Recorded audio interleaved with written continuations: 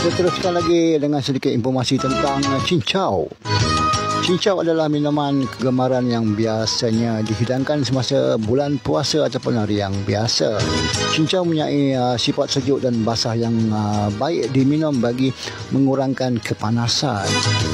Ia juga membantu mengubati barah dan juga demam kepialu.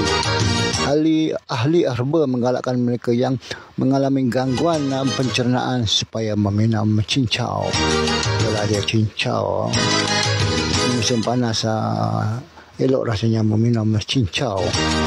Selain rasanya yang sedap, ia juga sebagai herba untuk mengatasi masalah pencernaan. Itulah dia cincau. Mungkin anda kenal dengan cincau.